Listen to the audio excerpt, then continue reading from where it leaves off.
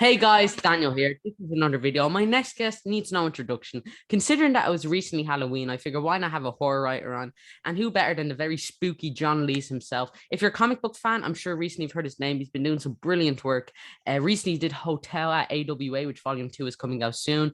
A new book he has coming out soon, Wrestling and Macbeth, Crimson Cage, which comes out on December 8th. He also got to work on Sync and a few other books such as Mountainhead and Then Emily Was Gone, Oxymoron, Teenage Mutant Ninja Turtles universe, and his new book Dig on Kickstarter is coming soon, which is a spin-off in the Sync universe.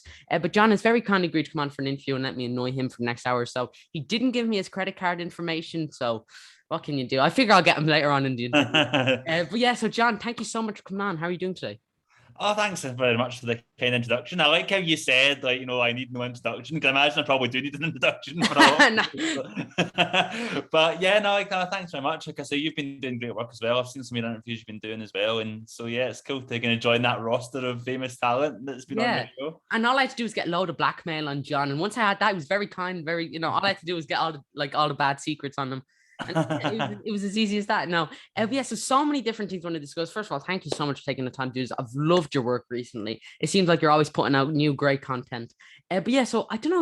You have so much new stuff coming out. I don't even know which one to start with. I suppose to start with the Crimson Cage, which is a new AWA book, comes out December 8th, and it mixes one of my favorite things, wrestling, with another thing, Shakespeare. I'm studying it in school, so as you can see, not that interested. But if it's about wrestling and you're writing, then I'm sure I'll be interested. But what can you tell us about that book, Crimson Cage?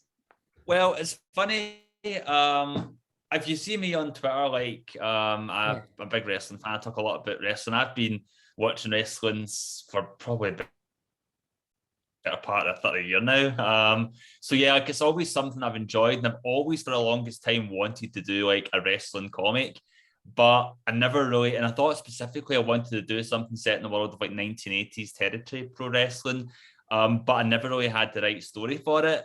But then, like at the same time, you at school, I'm a big fan of Shakespeare and Macbeth and stuff like this. And I've been wanting to do like my take on like a Macbeth story. I think they could have seeded the idea was I saw an Akira Kurosawa movie called Throne of Blood, which is kind of like a retelling of Macbeth set in the samurai, feudal Japan. And I thought, well, what would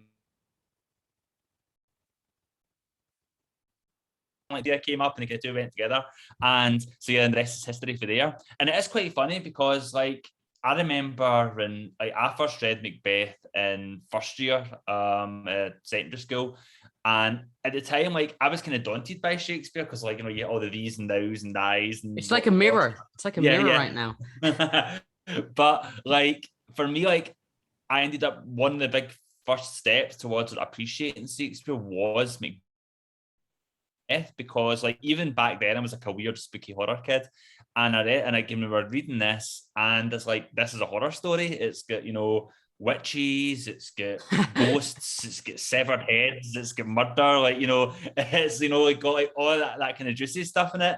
And so that was kind of the beginning of my kind of love affair with Shakespeare, and that went on. I ended up studying Shakespeare at university. And one of the things you kind of learn when you're sort of studying Shakespeare more is that it's not really something that's meant to be read. It's something that you're meant to see, watch performed.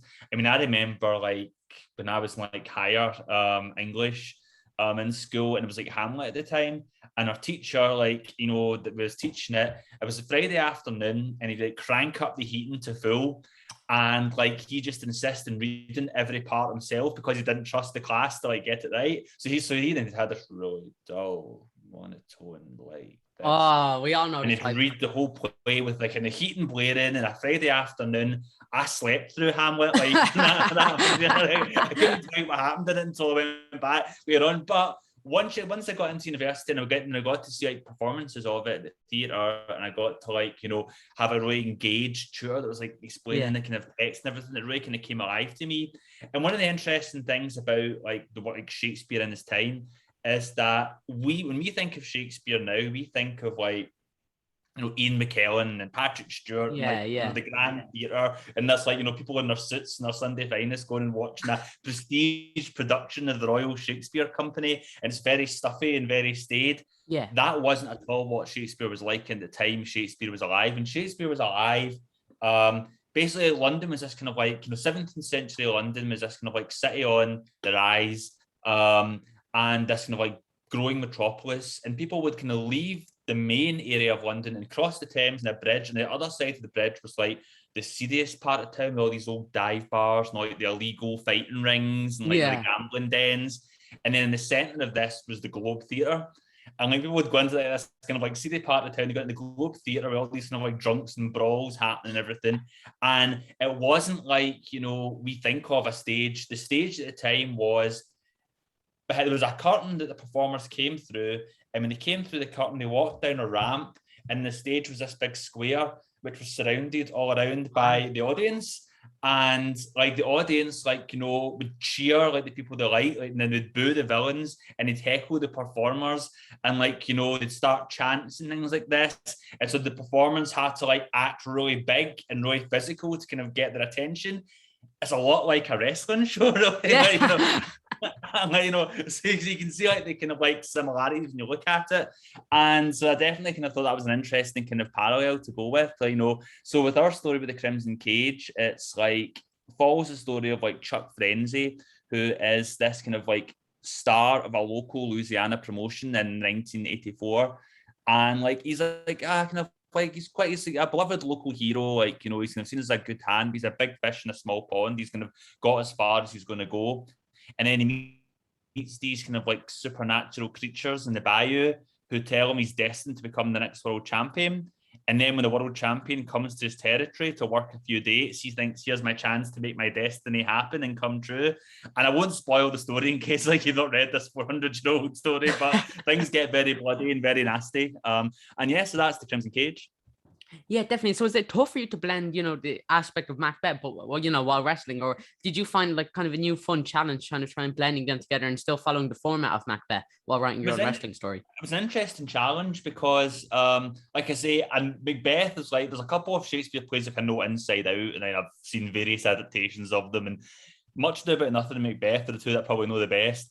But even though I knew all the kind of roadmaps and I knew the kind of bits that I wanted to hit, obviously it's a very different format. It's 1980s pro wrestling, and it's like, so it's trying to find the ways to kind of like draw the parallels. And so basically I kind of viewed the story of Macbeth as like the road, the journey we're traveling on. The destination is like the end of the play Macbeth. Yeah. But if we can take little detours and do some unusual things with it and kind of go off in different directions, because it's not a direct adaptation of Macbeth, it's different characters. It's not like Macbeth and Lady Macbeth. It's Chuck Frenzy and Charlene Frenzy, so we can do little different things with it. We can change the story direction a little bit. We can maybe misdirect people, but ultimately go back onto the route of where that story goes. So it gave us a little bit of flexibility to kind of try different things, and even thinking what the equivalent would be, things what's the equivalent of the big battle at the end of Macbeth. You thought, well, it's a steel cage match, right? Or what's the equivalent of when Macbeth invites all the lords to a grand banquet, and I thought a battle royal, all the rest of them, it's doing little things like that was really fun, and thinking of what the parallels would be. And it's definitely got me thinking about how you would adapt other Shakespeare plays to a wrestling environment, because that surprisingly fits together quite well when you start thinking about it. Yeah, absolutely. And so getting to touch on something like Crimson Cage, this is of course your own story, but you just brought up there that you're a huge wrestling fan. So if any of the wrestlers in this based on some previous wrestlers, or for legal reasons, are they all, no one's based on anyone? Oh no, it's definitely there's I had a lot of fun. Alex Cormack, the artist, he's not as big a wrestling fan as me. He watched it when he was a kid. He's not watched it so much lately.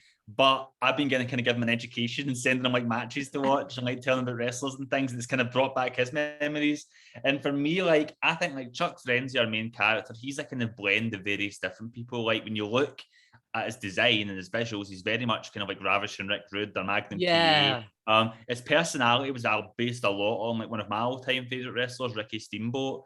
Who's the good guy who never quite got to be the top dog. I thought, what happened if Ricky Steamboat turned really evil? And then obviously the fact when he's got a relationship with his valet, Charlene, that was a bit Macho Man Randy Savage and Elizabeth. And Charlene's a bit like Elizabeth and Sensational Jerry all kind of wrapped in one. And then, like obviously like Van Emmerle is very much like a Ric Flair type figure, like, the kind of tag champion of territories. And so, yeah, there was definitely a lot of kind of parallels. I was thinking about all the various kind of characters, but they're also their own people as well. Yeah, and so in the script, because Alex isn't, of course, Alex, brilliant artist, Alex McCormack, everyone should go check him out.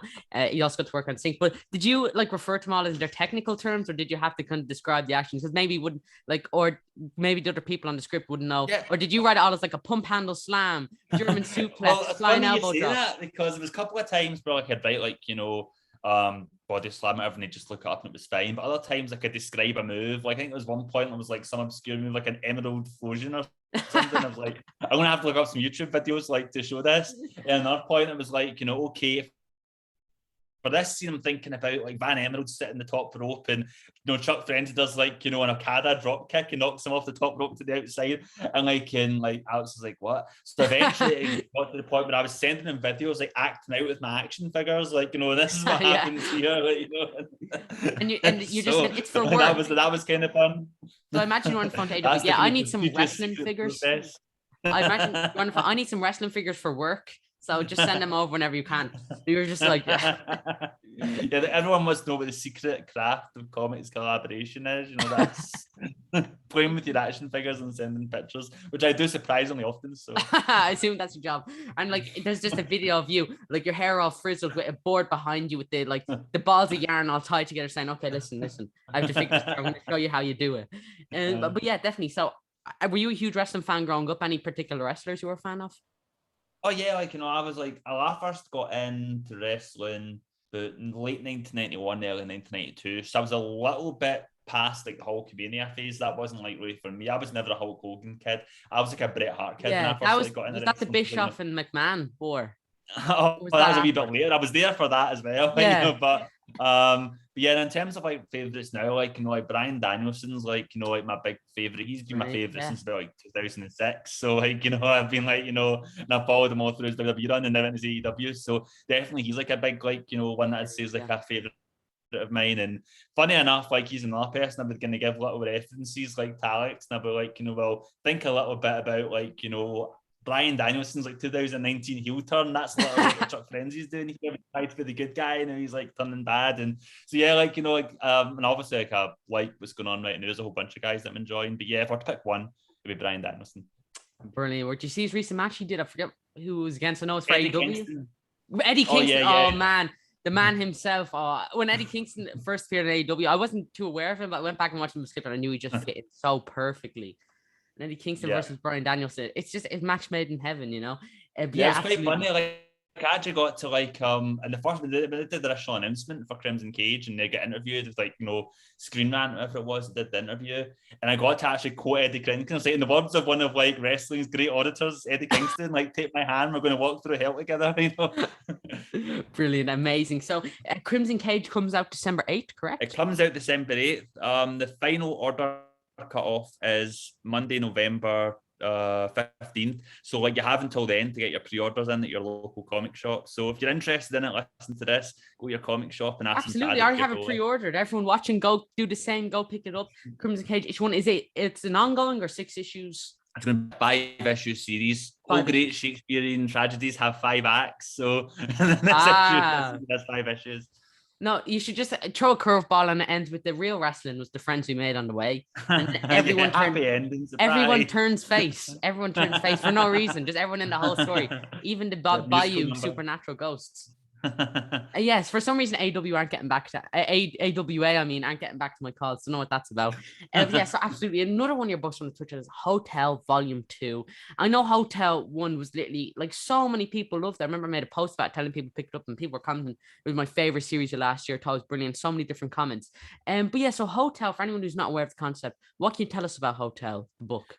Well, Hotell is a horror anthology series, kind of in the tradition of Tales from the Crypt to the Twilight Zone, and it is about this old roadside hotel off Route 66 in the US, and officially it doesn't exist. You won't find it on any map, but if you're driving alone down Route 66 and you're truly desperate for secrecy or sanctuary, then maybe you'll see a sign on the road saying next exit on the left. And if you take it, you will find Pierrot Courts, which is this hotel where strange and supernatural and terrifying things take place. And guests are faced with various tests. Lots of people bring their own demons to the hotel, and either they'll overcome them or they won't ever check out.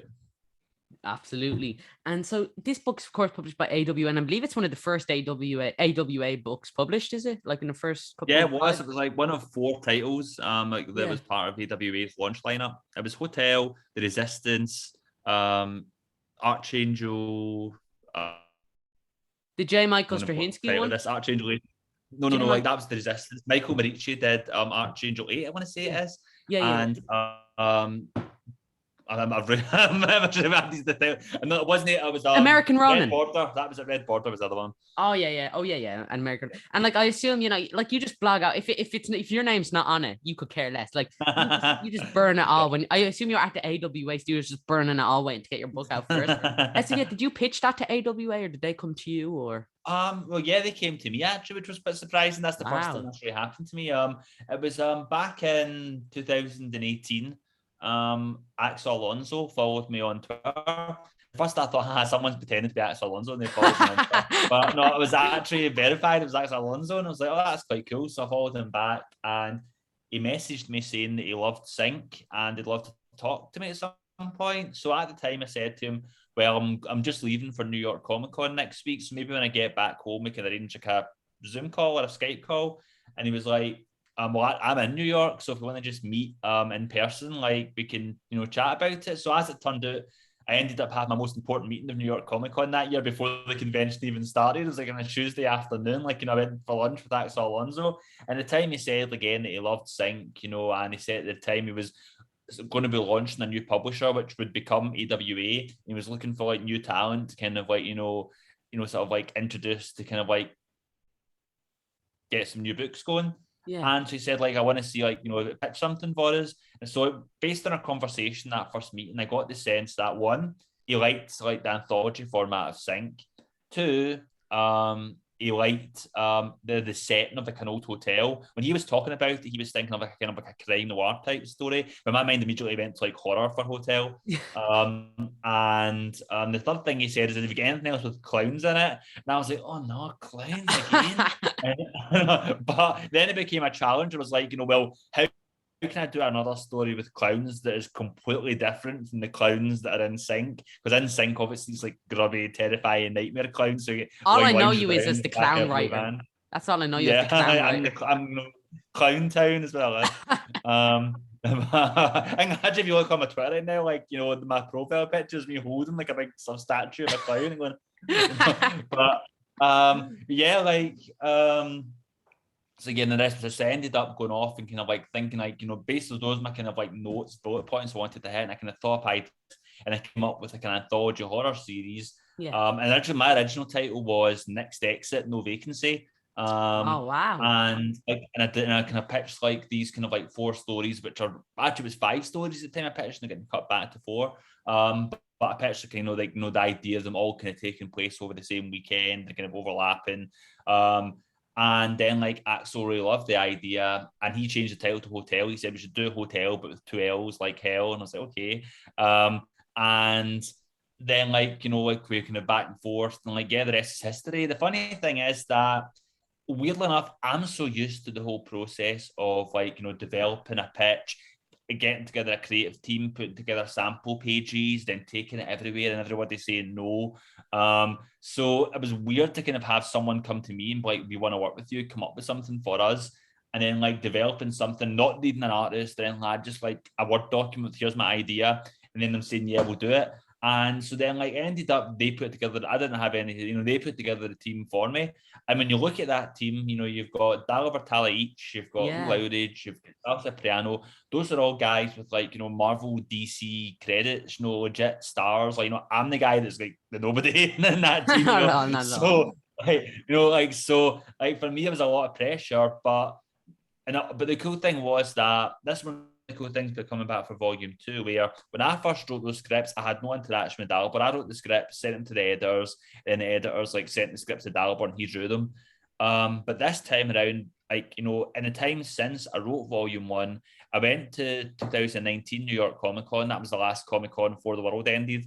And like Yeah. I met Dalibor, and like, you know, Wow. we got on great. Like, you know, we had, we finished each other's sentences, kind of riffing, joking with each other. And this second volume, I was able to actually say to Dalibor, well, what do you want to draw? What kind of things would you be interested in doing? And I got to interact with them. So rather than just writing in isolation, now I'm writing having an established relationship with Dalibor and knowing the kind of stuff he draws and knowing what he draws well and having his style in my head when I'm writing, which has actually helped a lot. So I think volume 2 is a better set of stories because of that. Brilliant. And so, like, for volume 2, we're going to be introduced to a whole new type of cast, new characters. I'd imagine so. Yeah, absolutely. Yeah, like the idea is like obviously the premise of volume 1, the first 4 issues, was that it all took place over a single like weekend. It was like Yeah. the weekend of like an eclipse, and it was like, you know, you're seeing different perspectives from each room, like in every issue, but it was all the kind of one story.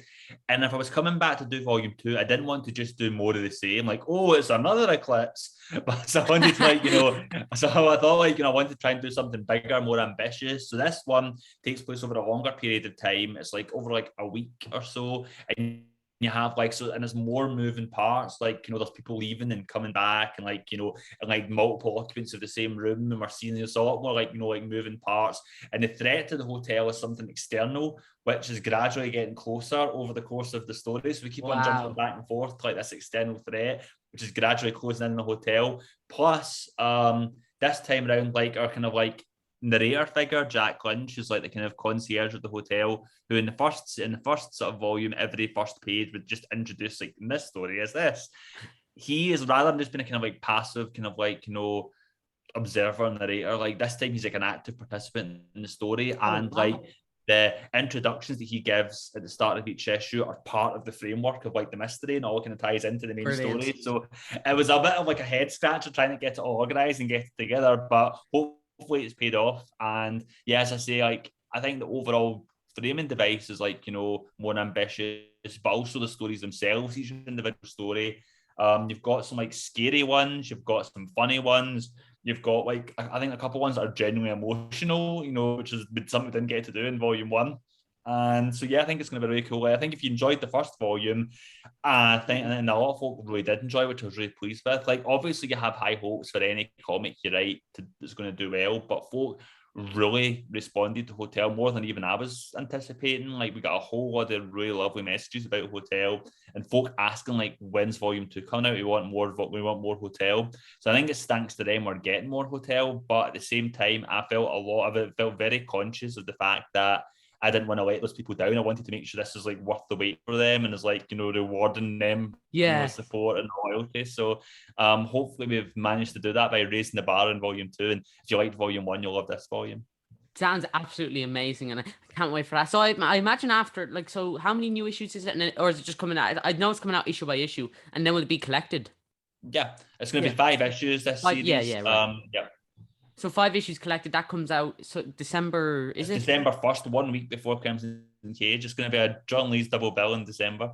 Exactly. You know, the Crimbo spirit, get into it. Yeah. What Yeah, better no, way to? I think you know, like John Lee's new release month is bigger than Christmas this year. Exactly. That's fair enough. You know, that's why if your children are celebrating Christmas, smack the presents out of their hands. Give them John Lee's book. Maybe don't give them actually John Lee's books unless you want them to have Yeah, I was going to say nightmares. depends how the Unless you want them. children Well, are. unless they're weirdly a fan of clowns, then you're set. Yeah, Then yeah. you're set conveniently. But yeah, absolutely. So make sure to go pick up a Hotel Volume 2. Yeah, which comes out soon. It's And Hotel yeah, Volume 2, yeah. But yeah, also and pick also up Volume 1 as well if you want. yeah. Oh, definitely. Yeah, and you can pick up the collected version of that. Correct? You can, that's out now.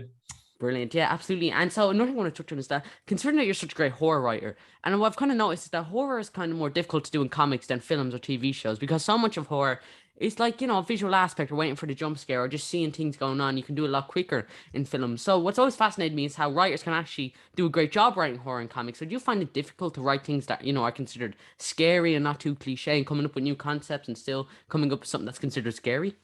It's difficult. I mean, like, first, I think, like, to write, like, you know, good horror in comics, you first have to realize what the limitations are and why doing horror in comics is difficult. Yeah. And for me, what I always say is that, like, horror in comics has, like, a double disadvantage because it's harder than doing horror in, like, novels and prose because when you're reading a horror book, a horror writer in a novel has the advantage of describing something, and they let the reader do the work, where like nothing that you could see would be as scary as what the reader imagines in their head. So you're letting the reader do the work. Like a comic writer doesn't have that luxury, because you have to show like the thing. Like, it's the same reason. Like if you read like the portrait of Dorian Gray, like none of the movies are ever going to have a portrait as scary as the portrait you imagine when you read the book. And like, but a comic artist has to like do something that's scarier than what like the reader imagines, and they have to kind of like top that. So that's a challenge.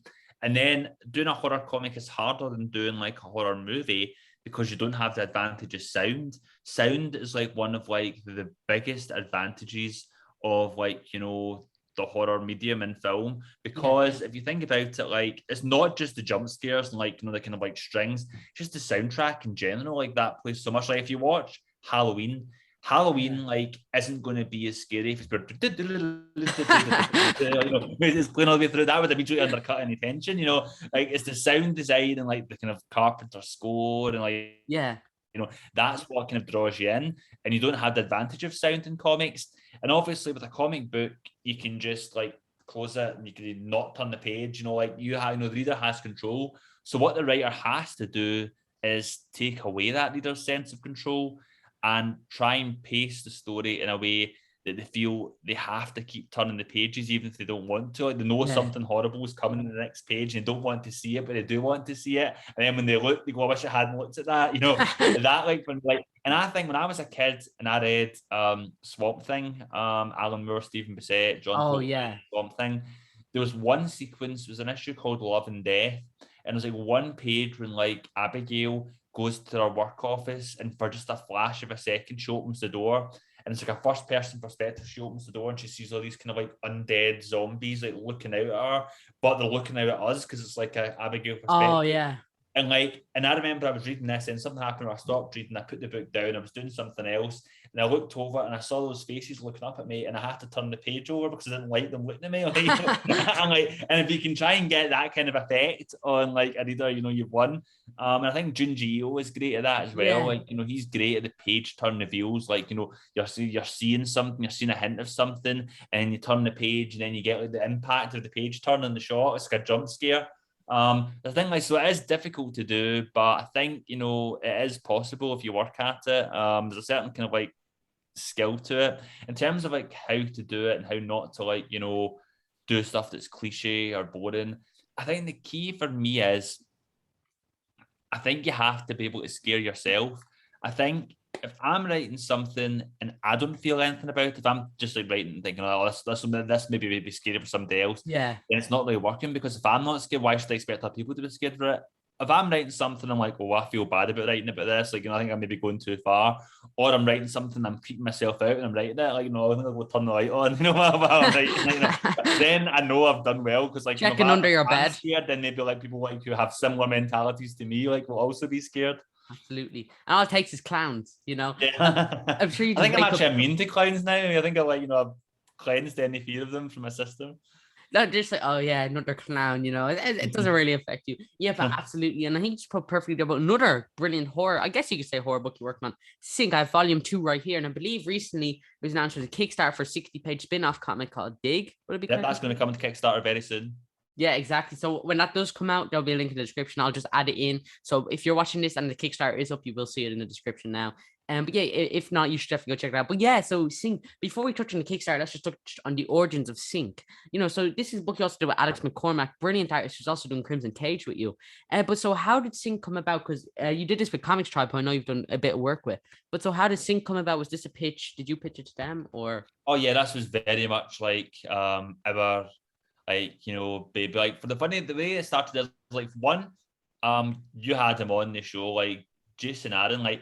Oh yeah, Scalped is one of like my all-time favorite comics. Like Brilliant. It's a massive book for me, and I've long loved the idea of doing like a kind of epic crime story that's tied to a location. And I wanted to do something like that felt closer at home, like my love letter to Glasgow, where I come from.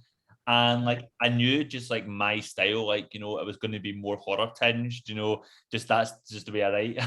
Yeah. So that was kind of something in my head, like, you know, and like, you know, then came up with like, you know, Sink Hill, and like, you know, and this which is a kind of fictional district of Glasgow, where all these terrifying things happen. A lot of it draws from like, you know, my own like, you know, like sort of experience in local history, like, you know, where I remember as a kid, the Blue Van Clowns was like, you know, a local legend when I was a kid. I remember like it was always one of these things where like every kid like had some friend whose brothers, cousins, neighbors, friends, you know, whatever, Yeah. had been snatched by like, you know, a van, you know, filled with clowns. And like, and there's different variations of like where I came from, it was the blue van. Other areas of Scotland, it was a white van. And like there was supposedly like that these clowns would snatch kids and either, depending on the story, they would kill them or they'd eat them or like, you know, they'd sort of Charming. cut them with like, you know, make them into clowns, you know, or they just vanished, you never see them again. Charming either And way. when I was a kid, me and my older cousin, and a couple of his friends, one day in the summer holidays, we all grabbed makeshift weapons and we spent the day kind of walking around looking for the blue van of clowns. I don't know if we'd ever found it, but you know, so that kind of like was the impetus of like the young team story, which is in the book. So like lots of little things that come from like, you know, and in terms of like working with Alex, I'd done a comic with Comics Tribe with Alex called Oxymoron, The Loveliest Nightmare. And we had a blast working together on that. Alex is a super talented artist. He's a lovely guy. And we wanted to work together on something like Oxymoron was fun, but that's like very much Tyler James, who's the publisher of Comics Tribe. That was his idea. It's his baby. We were just kind of playing in his sandbox. And I wanted to make something that was ours, like me and Alex could say this is our book, you know, like, you know, our story. So we had a couple of pitches that went back and forth, didn't really go anywhere. And eventually I pitched him and said, like, what do you think of Sync? And I told him some of the ideas, some of the characters, some of the stories, and he loved it. And he drew me up like a couple of concept designs. He drew a picture of Busman Bob, who's like the serial killer bus driver with all the dead bodies in his back seat. That was his first ever image he drew. The second image he drew, and he actually kind of drew this in paper and gave me as a gift. I still got it on my wall. Wow. Yeah, as like the Blue Brilliant. Valentines, like which like, he did a kind of concept art, and I love that. I think this book's going to work. It's good book. It's going to be great. And yeah, like, you know, from there we just kind of like the first thing we did was develop characters like Mr. Digg, you know, and Cy McCurdy and like Florence Colcombe. We developed the characters first, kind of, then the stories kind of came around them. And the great thing is, it started off as like an anthology series, like, you know, like little one and dones, like, you know, standalone stories. But over the course of it, it's kind of formed part of a bigger mythology. Like, all takes place, like, you know, in the same location. Like, you know, there's overlapping characters. There's actually a bigger overlapping story, which is kind of like gradually taking shape as the thing goes on. Like, you know, so it's a story that's probably of all my comics, it's the one that's closest to my heart, I think. It's still a series like I've written ahead, like, you know, like over the pandemic, I wrote like volume 3. I've almost finished volume 4, and it's a series that I can just jump into super easy and write. And I feel I know that world inside out now. It's fun because I get to play in different genres. I do like there's like horror stories. There's kind of like gritty noir crime stories. There's action stories. There's like romantic comedy stories. Like, you know, there's like all kinds of different genres, and there's, you know, and you have a lot of flexibility to do different things as long as it's under the umbrella of like Sync. So it's a really fun series to work on, and it's something that's, as I say, is very close to my heart. So I'm very glad to be getting back to it. Yeah, you put it perfectly down. I love that story about you and your friends going around with makeshift weapons looking for the clown bus. Me and my friends literally did that 3 years ago. I think it was 2017. It was out, and we said we're gonna go find some clowns because, you know, people were saying there were clowns roaming the streets, except only one person saw it, and it was at 4 a.m. when we were all asleep. But it did happen. It was just right outside. So we found a pink communion balloon. So Oh obviously wow. that meant clowns were real, and they were just hanging around because a pink communion. It doesn't get any more clownish than that. So. Can I just say that I could not have asked for a better marketing campaign and that weird cloud thing taking off just as we were launching the book? Oh, exactly. It worked out perfectly. And you should just sold it like, you know, no clowns will come and get you if you buy this book. And then, Yeah, so that's a word of mouth. Keep me yeah, safe. home shift remedy.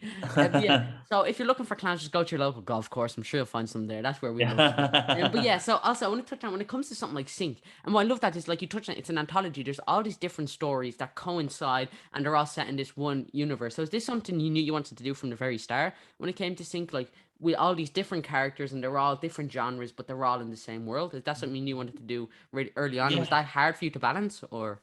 Yeah, and it was definitely something I had in mind. Like, you know, I don't think I had like the whole story in my head right from the beginning. Like, I didn't know, like, when I started issue one, this is how the series is going to end. Like, you know, Yeah. I know that now, but I didn't, like, you know back then. But like, I did definitely have the idea that I didn't want it just to be one and done. I wanted to create a world. I wanted, like, you know, this to feel like, you know, a real place where people could bump into each other. So maybe the main character in one story is kind of hanging around in the background in another story. So maybe one Yeah. issue you'll get Mr. Dig, who's a kind of fox masked, shovel wielding vigilante. Maybe he'll be the main character in one story, but in another story, maybe you might just see him walking around in the background. They'll have a walk on part, like, you know, or like one issue might have, like, you know, Florence Cocom as the main character. Then the Yeah. next issue, she's maybe just at the pub, like, you know, like chatting to somebody else. Like, you know, I like the idea of this kind of thriving ecosystem of characters that slipped in and out of each other's stories and bumped into each other. Yeah. And from there, the natural thing is that, like, I wanted to kind of craft a sense of a bigger connected story. Like, you know, it was almost like I was setting up mysteries and challenging myself to kind of come up with a solution to those mysteries as this thing went on. Like, if you remember, like, even as early as issue 2, Sharon, who's the kind of cleaner who disposes of the dead bodies, she says, like, she has like this dream of this terrifying, like, you know, apartment close. And then in issue 4, the kid has the same dream of the same place. Yeah. Like, why are they dreaming of the same thing? That's weird. Like, you know, and I wanted to kind of put a lot of things like that in. They kind of create breadcrumbs to explore in the future. Yeah, brilliant. You just put it perfectly there. So, Mr. Dig, or no, just a Dig spin-off series coming to Kickstarter soon. Everyone go pick it up. 60, it's 60 pages, 64 correct? pages.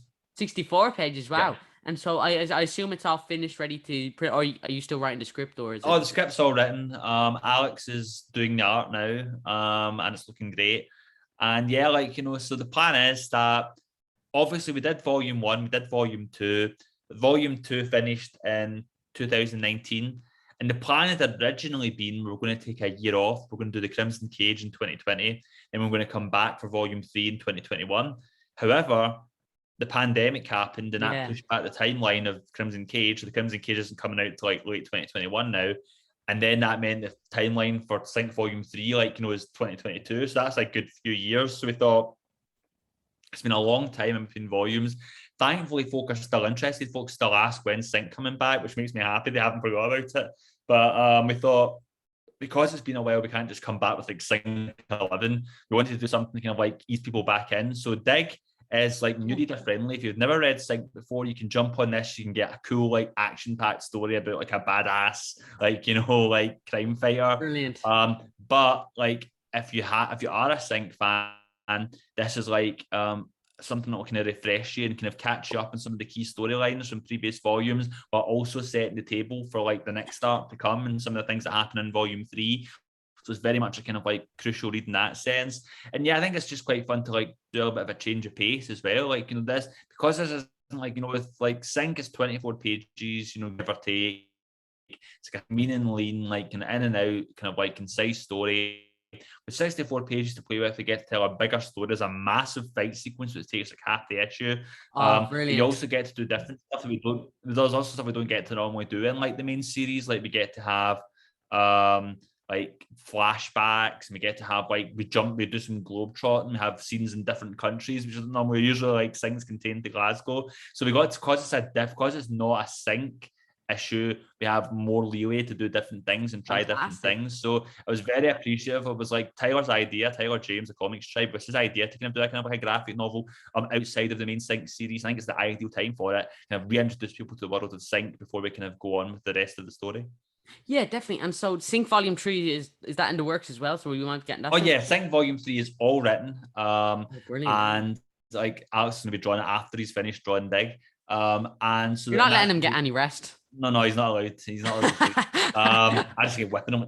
You know, but, He'll rest when he's dead. Like Ben Hur, you know. But like for me, like I'll obviously like I wrote this all out, and my hope is that once Dig comes out, sort of Sync Volume 3 will be coming very shortly after it. So that will be coming out through 2022. And then Volume 4 is actually mostly written as well. I've written most of that now. I've only got the last issue of that still to write. And the plan is right now, obviously, like plans subject to change depending on what everyone else is doing. But the plan would be that we'd launch volume 4 of Sync like October 2023. Yeah. Going into 2024. So yeah, I've got the next couple of years of Sync well planned out, lots written. So if you like Sync and you want more, don't worry, you'll be getting more. So maybe Brilliant. more than you want. So the sniper that will slowly just fall off your head now that you said that. But yeah, exactly. And so Comic Tribe, another comic you got to do with them was then, and then Emily was gone. Yeah. Is that correct? And so that came out, I think 2014 was it for New Comic It Book was Day? 2014 it's launched, and then 2015 was when it was collected. So yeah. Yeah, definitely. And so for anyone that doesn't know, what can you tell us about And Then Emily Was Gone? And Emily Was Gone is a horror series set in the Orkney Islands. It is about this sort of retired, disgraced detective called Greg Hellinger, who used to be like a master at finding missing people and tracking them down. But he had this colossal mental breakdown and he started seeing visions of monsters wherever he goes. So he's kind of been living a life in seclusion. And he's visited by this girl, Fiona, who asks him to help her find her missing best friend, Emily. And the official story with Emily is that she ran away. She's headed off to like the mainland. But Fiona's convinced that that's not the case, that she's actually been taken by Bonnie Shaw, who's a creature of like local myth in the island of Mersey in the Orkneys where she comes from. And Bonnie Shaw, the story of him would be that he would come to parents in time of need, and he would give them, like the solution to their problems in exchange for their child. So Fiona's convinced that Emily, our best friend, has been given away to Bonnie Shaw. So Hellinger is kind of brought to the island to try and investigate and get the truth, and sort of things very quickly get strange and nightmarish. Wow, sounds fantastic. And so people can go pick that up, I believe. Well, right now, for a while, it was hard to get a hold of, but there's actually been some new copies unearthed. And right now, OK Comics in England and Leeds, which is a great comic shop, they have a supply that you can buy in their online store. We'll maybe post a link of that in the YouTube Yeah. thing. There'll be a I'll link to send you that. the link.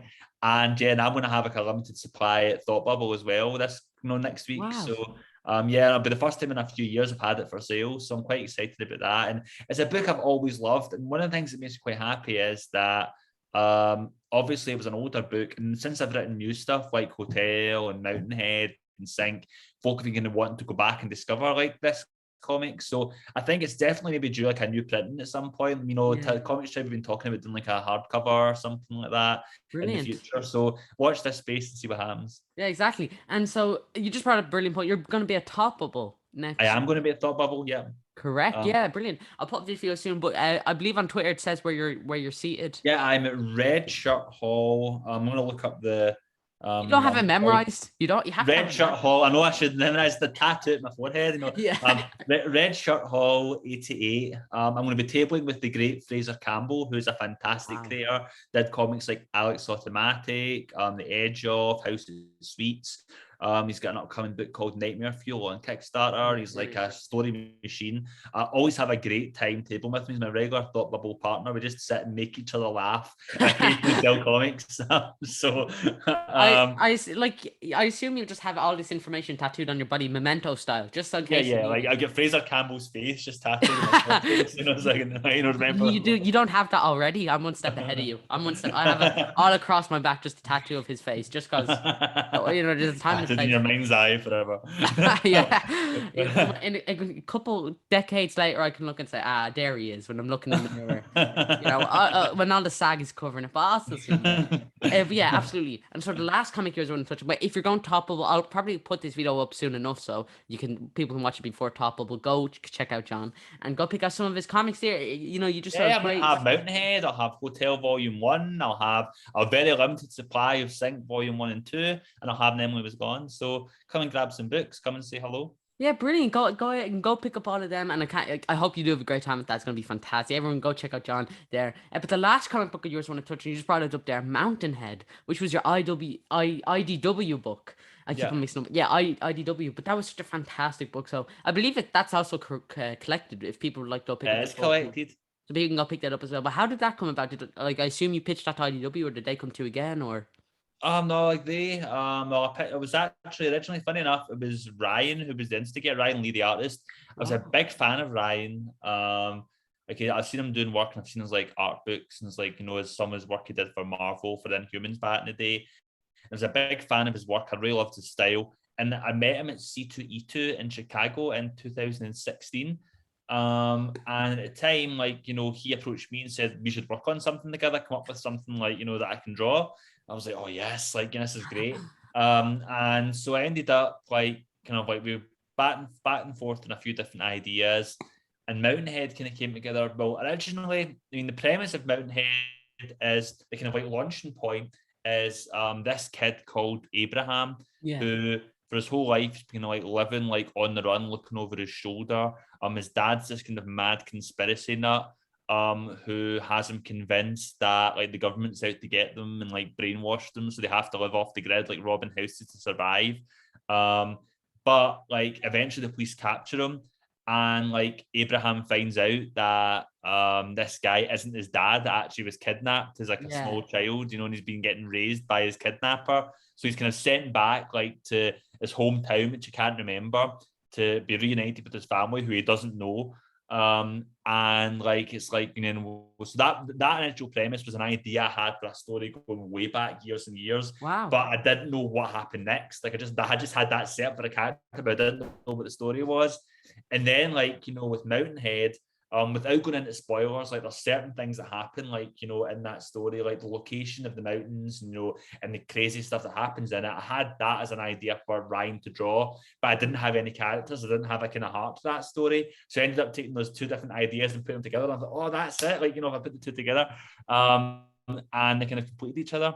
And like, so yeah, like Ryan loved the idea, thankfully. And we kind of put together a pitch. We spent a long time pitching that book. A lot of folks said no to Mountainhead. And then eventually IDW, thankfully, after I'd worked with them on Teenage Mutant Ninja Turtles, like I had a good rapport with Bobby Curnow, the editor there. And like, and he like said, yeah, let's give it a go. And something I'm really appreciative of is that we sent him a pitch and he didn't like the pitch pages. Like, I don't really like those pitch pages. He said, why don't you try doing different pitch pages and send them and see what they look like? And so many editors would have just said, no, I don't like the pitch pages, so it's a no for us. So the fact that he gave us another chance and another shot really meant a lot. And yeah, it's a fun book to work on. Like I say, I think the artwork is just stunning. Ryan Lee is a fantastic artist. Yeah, Every page is definitely. like a tableau, a work of art you'd put on your wall. And so I kind of feel it was a shame because the book really got hit hard by COVID delays. So the first couple of issues, but then just as we're ready to get back on track, COVID hit, and then the book never came out for months.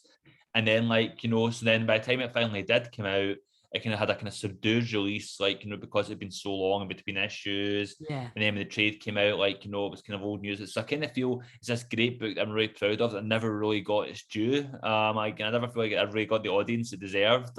Folk who have read it, like, have really loved it and really had nice things to say about it. But I really would like to see it kind of get more than, shine. So I'm quite excited to have that at Thought Bubble, because I've not actually had this at a convention before, the way things have worked out, because I haven't been at a convention in 2 years.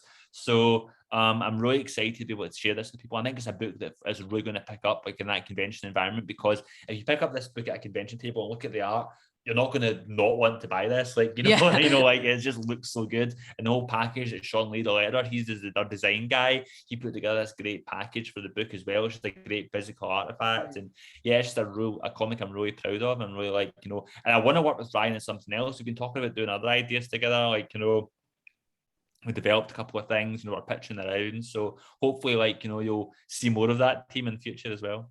Have you thought about doing a clown story? You'd be brilliant for that. I think I tell you, the next time I do a clown story, like my clown trilogy, this is like, a world exclusive I'm giving you. My next clown story that I do is going to be like a gentle, like, drama about like a normal, nice person who's like works as a clown at children's parties. And everyone thinks he's a scary clown, but he's not. He's just like a regular nice guy, but he can't work as a clown because everyone thinks clowns are evil. It makes him sad. That's fantastic. That's an exclusive here on the Daniel Feature channel. Heard it from John Lees himself, Yeah, absolutely. That sounds fantastic. But yeah, and so another thing I want to touch on, especially with Mountainhead, was it fun for you to write the dynamic between, Abraham and Noah? Because I think that they're both really fun characters, and just like, kidnapper, and and we kind of see that dynamic kind of unfold. Was it fun for you to get to write that dynamic, or? Yeah, no, it was interesting. Like, well, it was actually a lot of it was based on a couple of true life stories. Like, it was a story back in the early 90s, or maybe late 80s. Who was kidnapped. I think he was 4 years old. He spent a decade living with his kidnapper, and then like when his kidnapper tried to recruit him to like kidnap another kid, instead he kind of rescued the kid and took him to the local police station. And then like they discovered it was actually this kid who everyone had thought was dead. That was a fascinating story. I first heard that story. I watched a TV movie when I was like 4 or 5 years old, and that's where I first learned about stranger danger. So like it was something that made a big impact on me. I think if you look at like my history of comics, like even going back to the standard, certainly with Emily's Gone, like missing kids and that's something that's been a big theme running through my work. So it was fun to kind of do the kind of ultimate exploration of that in Mountainhead. But the dynamic with Noah and Abraham is interesting because obviously like Noah is like a bad guy, like he kidnapped this kid, but there is still like a love there. Like, when you have this thing where like he's not Abraham's dad, but like also he's not his dad because like he has raised him from a young age, and so much of who Abraham is based on what Noah taught him and what Noah has conditioned him to be. So so Abraham is in this place where he can't help it that even though it's not his real father, he's still his father's son in terms of like what he's picked up from Noah. So they had this kind of interesting kind of dynamic, which was really fun to explore, and especially in that first issue, and before the world kind of expands out. In the first issue, it's like they're the only people in the world, like essentially, just you can imagine, you get a sense of this very small existence they had, where they had nobody apart from each other. They had no contact with the outside world, and that'd be a very intense relationship. So yeah, it was a lot of fun to explore that.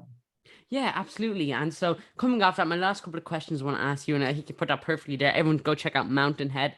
It sounds like a fantastic book, and I'm definitely going to try and pick that up soon. But yes, my last Yeah, couple you of can get to questions. my online shop, John You, Lee's Comics, you do have an online shop. Oh, that perfect little segue there. I'll definitely check that. Sorry, what's that link again? JohnLee'sComics.bigcartel.com. There'll be a link for that in the description if you'd like to pick up any of the comics you heard in this video. And with, each purchase, a clown somewhere smiles. So do with that The clown information. gets his wings. I assume that's how it goes. Because there's nothing more terrifying than a clown with wings. You have to write down all these pitches. You can't be revealing them on stream. I And just the clown picking up you like a pterodactyl from Jurassic Park, like swooping down. it's all coming together. It's all coming together. He just grows wings for no reason. It doesn't affect the story.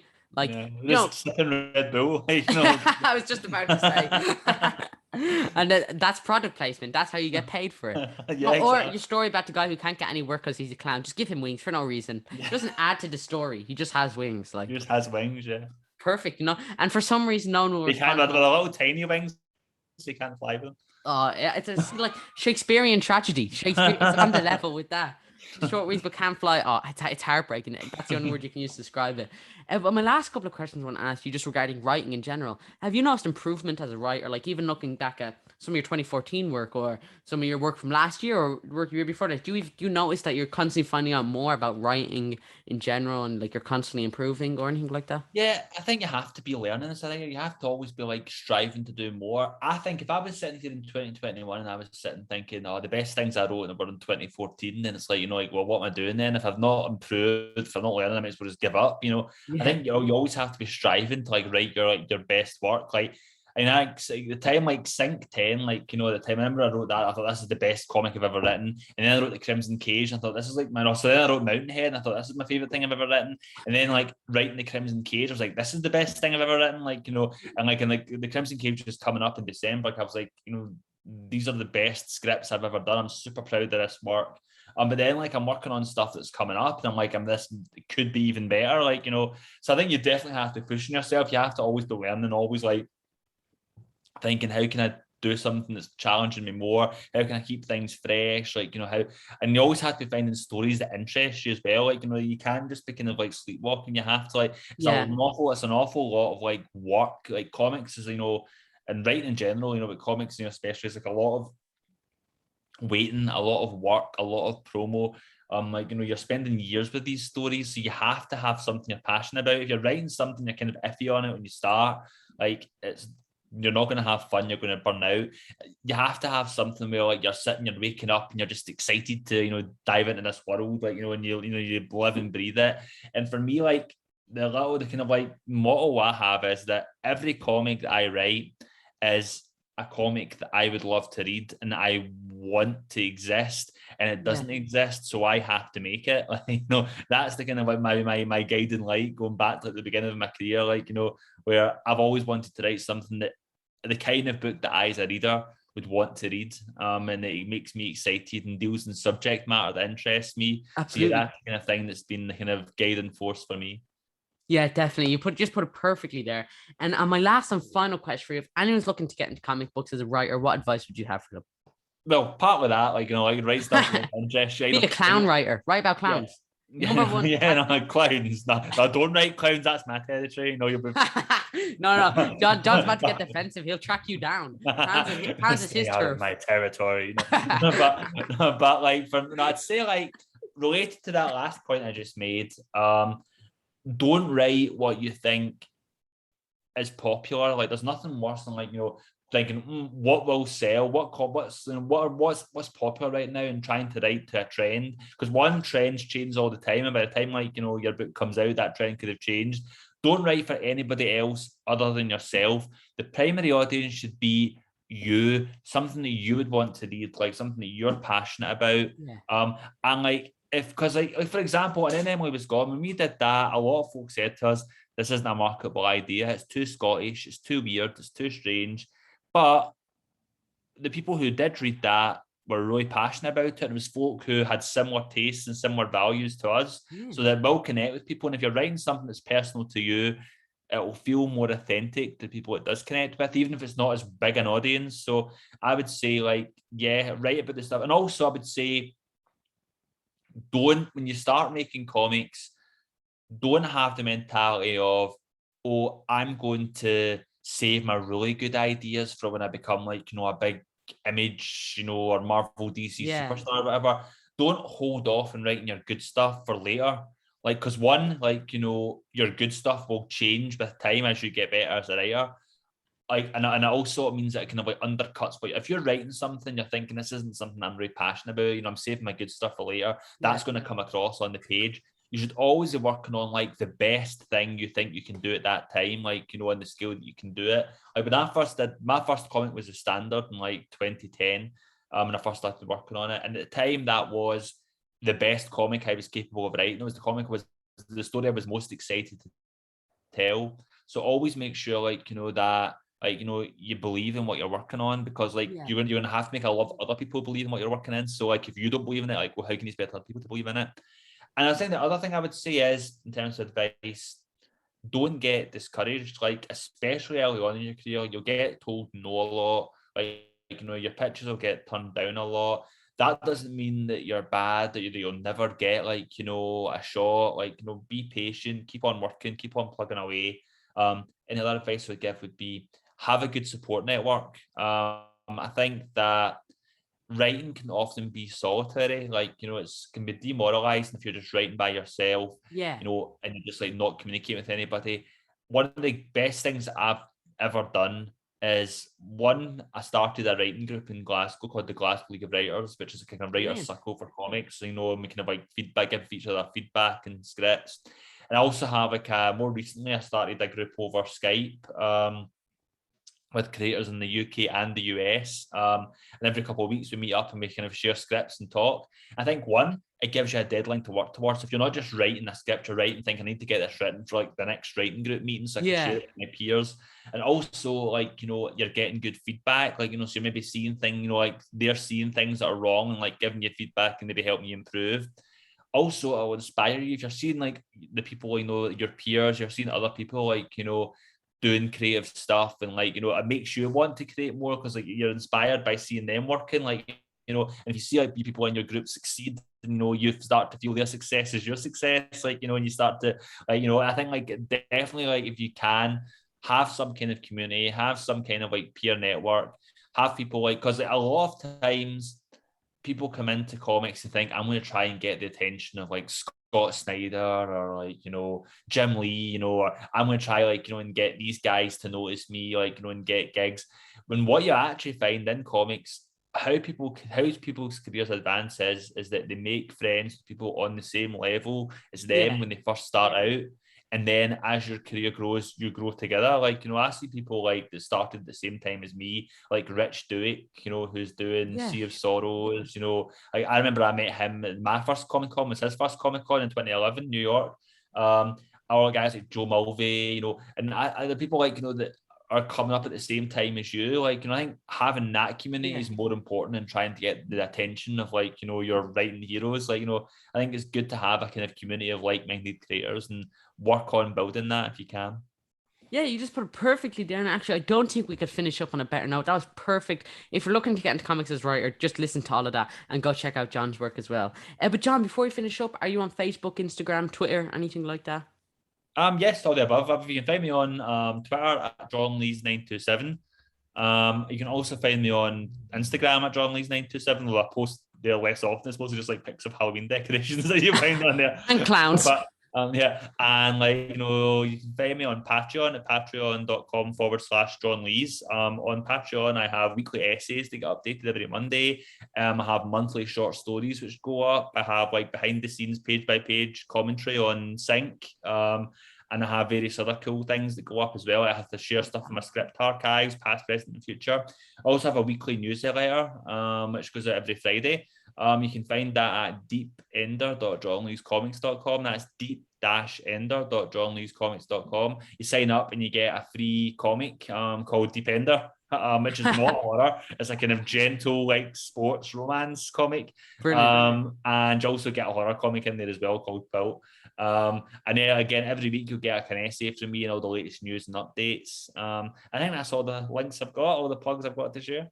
Yeah, and they'll all be in the description. Any links you go check out, and new comics you'd like to promote, Crimson Cage Hotel, anything else? Crimson Cage comes out December 8th. Final order cutoff is November 15th. Hotell Volume 2 launches December 1st. Final order cutoff is November 8th. And Dig is coming to Kickstarter soon. So if you've been waiting for new John Lee's stuff for a while, there's a whole bunch of it coming in the weeks and months ahead. So exactly. Christmas time, Crimbo time, most wonderful time of the year. John Lee's comics all around. Make sure you go check them out. And yeah, go check out all of John's work. All of his links will be down in the description. You should absolutely go check out. Thank you guys so much for watching. I will see you on the next video. If possible, please make sure to like and subscribe. You can go check me out on Twitter at SamboGizmo1. And please, if you have the means, to make sure to donate to the National Deaf Children's Society.